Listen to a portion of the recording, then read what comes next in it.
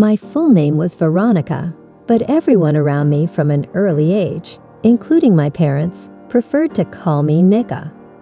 I grew up to be a nice, cheerful girl. I did well at school. From the first time I went to university, where I wanted, I was very attracted to painting and art in general. So from 8th grade, I purposefully prepared to enter the University of Culture Art department.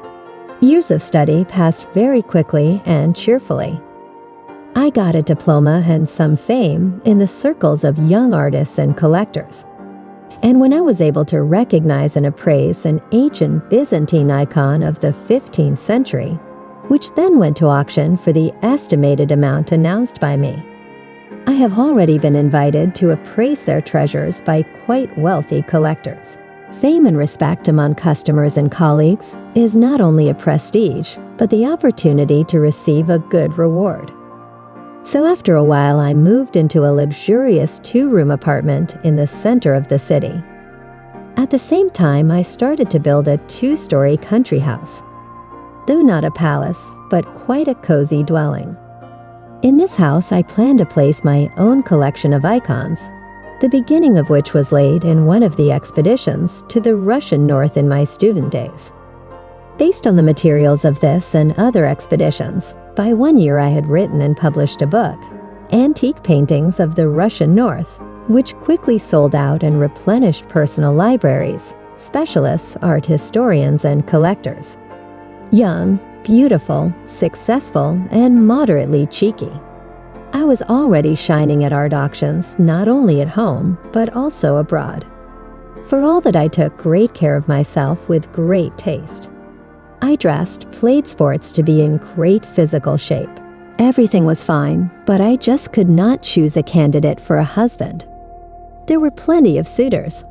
I was not picky in this matter, but I wanted to find the only one with whom I wanted to live to a ripe old age and die on the same day. One day, when I was returning from a vernissage organized by a rich acquaintance, I bumped the bumper of my car into a young soldier who was walking down the street. I was really frightened and jumped out of the car and ran up to the victim and asked him if he was okay, if there were any injuries. Only my pants were a little damaged. The young man smiled guiltily and tried to put the torn pocket back in place. "Are you sure you don't have any pain?" I asked suddenly, realizing that the unfamiliar man was attracted to me by something. "By the way, my name is Nika." Suddenly I blurted out, "Well, I'm Igor." The stranger looked at me and smiled again. "And let me give you a ride," I said, and I caught myself thinking that I really don't want to part with the man. "Thank you. I live around here." Igor opened the door and sat down next to me. "I'll show you the way." I acted like a fool. I tried not to take my eyes off the road, unexpectedly. I asked Igor, "And what do you like more, tea or coffee?" "Tea, actually, but coffee is okay too." He looked at me and smiled, and asked in response, "Do you want to invite me to tea?" "Yes, I do," he replied. "Oh my God, I've come to the point where I'm dragging a man into the house myself." Thoughts like drumsticks pounded on my head. "Well, if only with jam," said Igor and smiled again. From then on, things just kind of took off on their own. Date after date, and eventually we started living together. That's how we got married 2 years later. I have never regretted marrying Igor. We lived in an already country house. I was doing what I loved and earning good money. Igor was away at work. To be honest, I didn't even know what kind of service it was. But when my husband came home, I could see how hard he was mentally and physically. Over time, I began to realize that we live as if in parallel worlds, crossing paths only on weekends. And even then, if Igor had them. But this had no effect on my relationship with my husband. It even seemed to me that my love for him became more mature and meaningful. Periodically, Igor went on long business trips, and then I was off to work, starting to write a new book on old Russian painting and going on a new expedition to get the material. I spent days in the library, reading the diaries of my colleagues and devising a new route. From time to time, I was invited to consult with a collector, so I had even less free time. One day, when Igor was on another business trip, my close friend Leica invited me to his birthday. I first even wanted to refuse, but then decided to go. From work, too, sometimes you need a break. Celebrated at the cottage at Lisa's next suitor. There were quite a few people there, all bustling about, showing signs of attention to the hostess. I, too, got a lot of attention from the male half of the guests. When we sat down at the table, there was a young, imposing man next to me. Albert is a free artist. He introduced himself by pouring a dry red wine into my glass. "And what do you paint, avant-garde or cubism?" I grinned at the corner of my lips. "Why avant-garde? I'm a portraitist." Albert set his glass on the table, and not a bad one, I dare say. "Would you like me to paint your portrait? You have a very expressive face," he said. "Is it just the face?" Perhaps it was then that the wine went to my head, and I began to flirt with him. The painter was embarrassed, and then began to compliment me with even more fervor. By the end of the evening, I was pretty tipsy. And when Albert offered to see his work out of the blue, I agreed. I was back in my usual milieu, hanging out among the bohemians, and so I saw nothing criminal about going and seeing paintings by an artist I had never seen before. Albert's studio was in a one-room apartment on the 5th floor of an 8-story building. Albert's cluttered room, unfinished work, the smell of paints. All this inspired madness, and I myself did not fully understand how I found myself in bed with a free artist. I gave myself to him without foreplay. It felt good to snuggle up to him. I apologized for my revelations, but Albert knew all the weak points of a woman, and soon he had already made attempts in places where my husband did not even think. I was already in a drunken stupor, in sweet debauchery, and simply did not resist, but on the contrary, went along with him. In the morning, I woke up to the smell of fresh military coffee, afraid to spill the hot coffee. Carefully, I took the cup from Albert's hand. "Well," asked the portraitist, "what do you mean?" I pretended I didn't understand the question and pulled the sheet over myself. "I was talking about coffee. What were you thinking about?" Mentally, I knew I was cynically betraying my husband, Igor, at this moment. But it didn't torture me. Remorse was good, and I didn't want to leave my new acquaintance.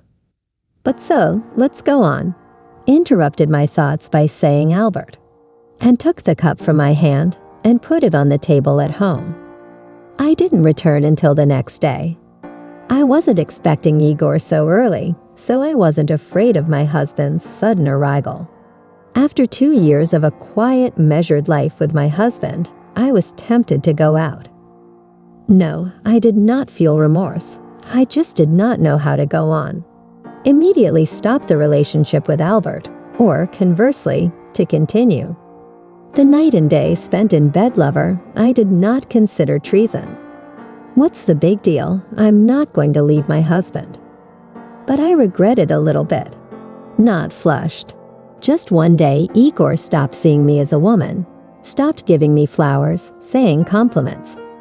In my heart, I felt my husband loved me, but his love was quiet, standard sex, and without any fanaticism. I was well aware that Albert was a womanizer.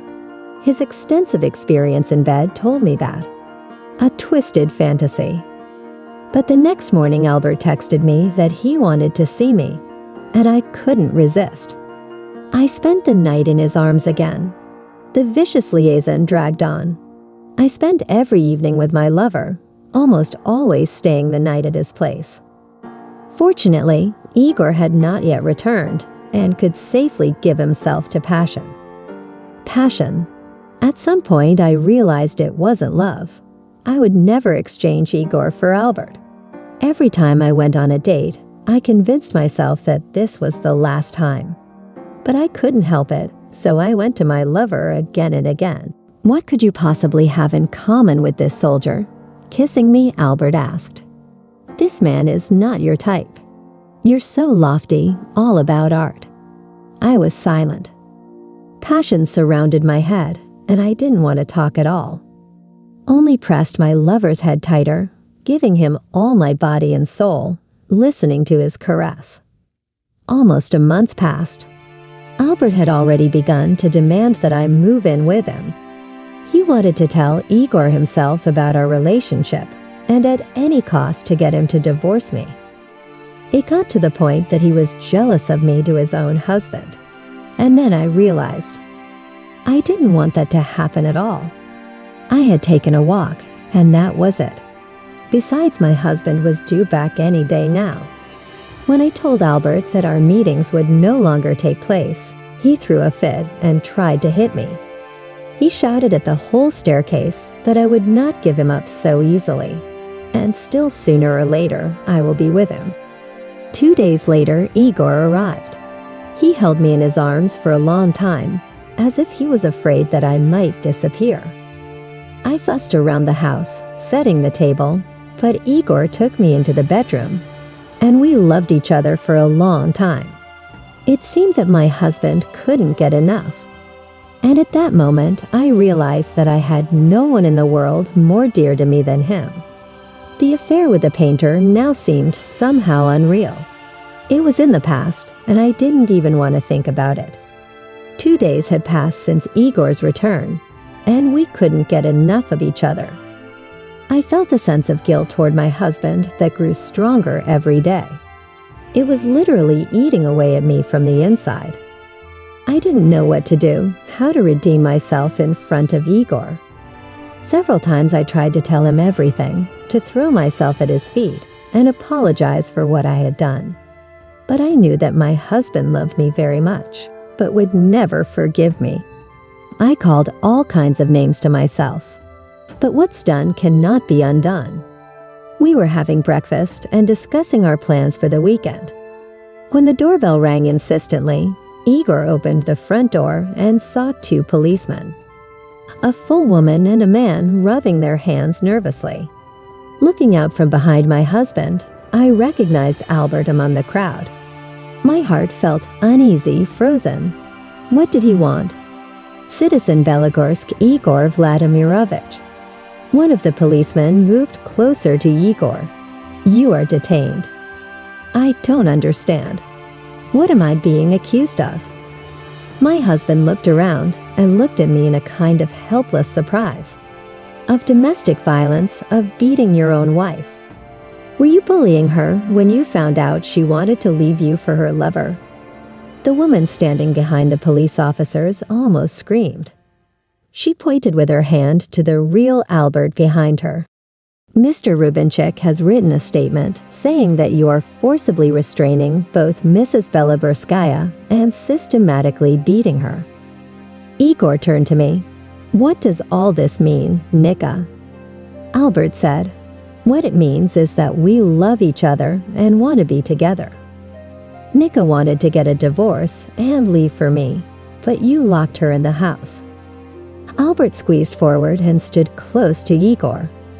"Look," he pulled out a flash drive and a stack of pictures and held them out to my husband. Out of the corner of my eye, I saw myself in the photo in my lover's arms. My eyes went black and I began to crawl down the wall, fainting. The last thing I saw was Igor hitting Albert, and he fell into the arms of the policeman who had managed to catch him. When I came to, Albert was flailing around beside me.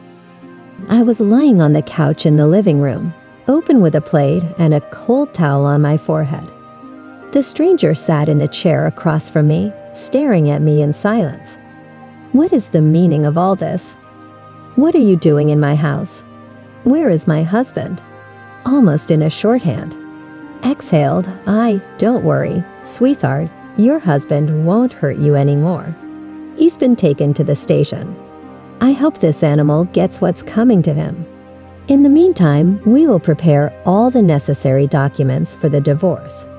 The woman looked at Albert. Yes, dear Rosa Yakovlevna, she will do everything properly. I hired her as our lawyer. Albert stroked my shoulder affectionately. Fury swept over me. Get out of my house immediately. I rose from the couch, tearing the wet towel off my forehead. I love my husband, and I'm not going to leave him. Everything that's been said here about him and me is a lie. Is this your way of getting back at me? I threw a look of total hatred at Albert. He even ran for the door. I was already screaming at the top of my voice out of my house. It's okay, love. You'll come crawling back to me yourself, especially when your husband looks at all the pictures and the contents of the flash drive. It's a really fun movie out there. The studios will tear it down for a lot of money, but in the meantime you can admire it for yourself. Come on, Rosa Yakovlevna. Nika wants to be alone. Albert put a stack of color photographs with a flash drive on the coffee table and left the house. The lawyer followed him out. I went through the pictures in silence, realizing that family life was over. No man would forgive such a thing. I didn't know what to do, to run, to get Igor out, to try to explain something to him, or to wait for him at home. Suddenly I heard a noise under the cars driving by. The front door slammed. My husband walked into the room. Have you been released? Stupider question. I couldn't think of one. Silently, he made his way into the bedroom and began to gather his things, throwing them into his backpack. The essentials. He sat down across from me. There was so much unbearable pain and mental anguish in his eyes that I shuddered. I'm leaving now. Don't look for me again.